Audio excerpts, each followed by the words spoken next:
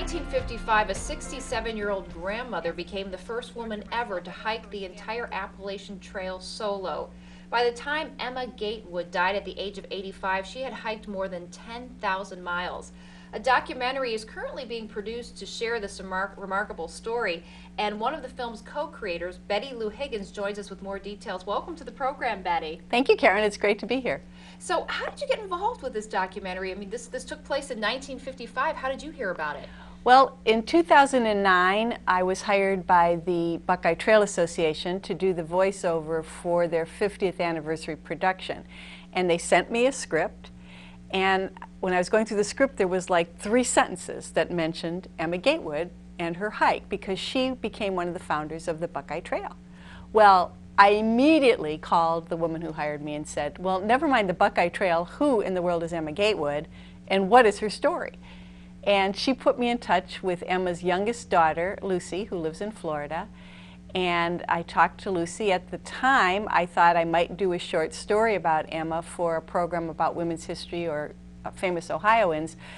But by the time I got through talking to Lucy, it had already started to grow, and she was interested in a movie about Emma, and I told her I'd poke around a bit to see what I could find out. I called Peter Houston of Film Effects that I had worked with on another project, asked him if he was interested in the story, and he was.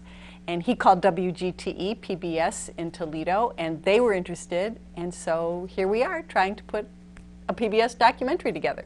And you are the artistic director for Eden Valley Enterprises. Tell us about that group. Well, Eden Valley specializes in creating unique programming, usually for small groups. They're commissioned pieces generally, and we tend to specialize in historical programming, usually Ohio or Great Lakes history.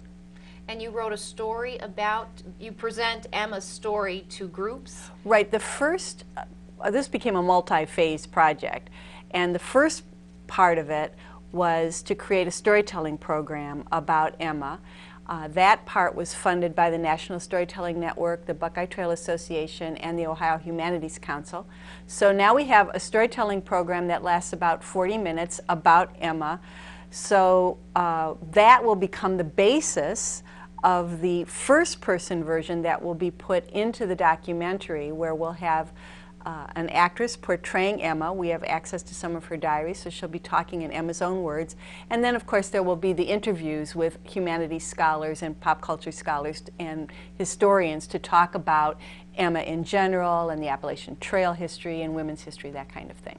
Now, this seems like it was probably a pretty big deal back in 1955. I mean, women just didn't go off and decide to hike. Can you tell us a little bit about how this happened, how she came about doing this?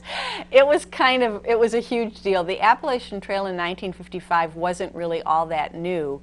She was reading a National Geographic magazine from 1949 in 1954 about the Appalachian Trail, which was just kind of coming into its own.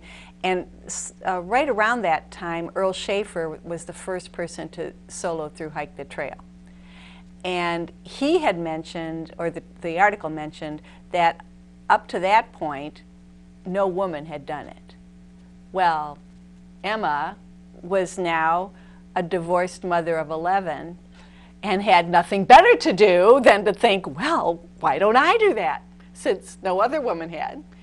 And so she started planning her trip. She tried it in 1954. She started in Katahdin, Maine, and headed south.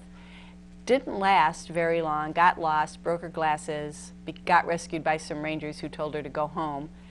And she said yes, but was already planning the second attempt, which she then made in 1955, and that was her first successful attempt. Now, I was reading the book that you wrote about this, and there is a book available. We'll talk about it at the end of the interview. I could not, times have changed. First of all, I can't imagine this was a tough hike. You said that she would like knock on people's doors and ask to sleep or come in for food, and they just took her in? I know. We can't even imagine that, can we? No. Back then, there was a lot of the property was up against the trail, a lot of private property. And hikers would go to a farm, ask to be allowed to sleep in their barn or on the porch or whatever, and people let them. of course, there weren't very many hikers back then either, so it wasn't like they had hundreds of people coming to their door. So, like one time she went to Mrs. Wilkins' farm, and Mrs. Wilkins had 17 children, and she wanted to know if she could sleep there, and they let her sleep there. She was hungry when she went to a farm. An old man answered the door. She asked for some food. He invited her in, and she saw a big pot of beans on the stove, and he took out a pan, and then he proceeded to wipe it down with a rag that was so dirty it was black. And then he wiped off a ladle with it and spooned up a big pot for her. And she ate it, thinking, well, if it hasn't killed him, it won't kill me. And she did that a lot along the way, sleeping on private property. And when she couldn't, she slept on rocks. She slept under trees. She carried a sack with her that she'd fill with leaves and use that as a mattress. And she didn't have a lot of stuff with her, evidently. Hardly anything that you would think anyone would carry. She was sort of a pioneer in the ultralight hiking movement. Her second trip, the first trip, she way overpacked, and she sent a bunch of things home. But that made her realize that for her second trip, she had to pare down. And for her second trip, she took really just essentials, a canteen and baby bottle for water. She took a Swiss Army knife. She took a blanket, things like that. She didn't take a compass. She didn't take a map of the area. She didn't take any of those things. She took some food. She carried cheese and nuts, but she figured she'd find fruits and things growing along the way to supplement. And then she would walk off trail to buy food or a hot meal sometimes. Now, along the way, this became an interesting story because she became a celebrity from this when people saw her hiking. Yeah. And she was a celebrity in the late 50s. How did that happen, and how did that affect her? Well, it's a little unclear. Both times, she did not tell anyone in her family that she was going to do this. She just took off on her own. Well, the second trip, as she was getting near her end, the word started to leak out that there was an old lady hiking the trail alone. And this was before the internet. But there was, when you get a leak, you get a leak, you know? Yeah. And reporters started to come in to find her. And she realized that the story was going to be published in a newspaper.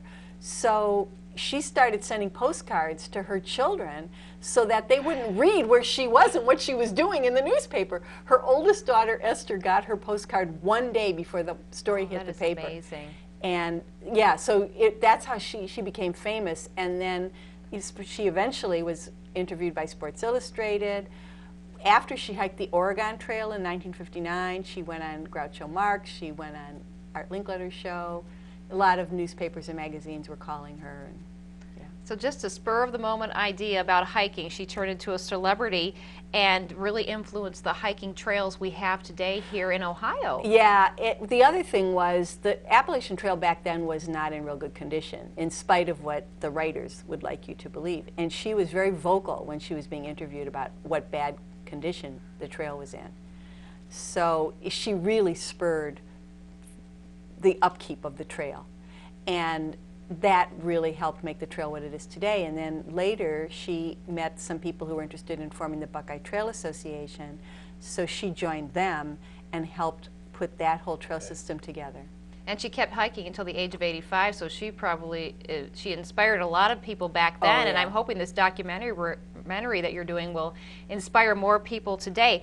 How can people reach you if they want more information, if they would like information on the documentary, or they'd like to get a copy of your book? Because it was a really great book. Oh, good. I'm glad you liked it. They can find us at www.EdenValleyEnterprises.org. If you Google Grandma Gatewood, we come up fairly high in the searches, or Google Eden Valley Enterprises, Eden as in garden of, not as in eating. Yes. And we have a whole section of our website is devoted to the project. There's links there to purchase the book and to see the trailer of our documentary, and we're raising money to create the documentary, so you can make donations.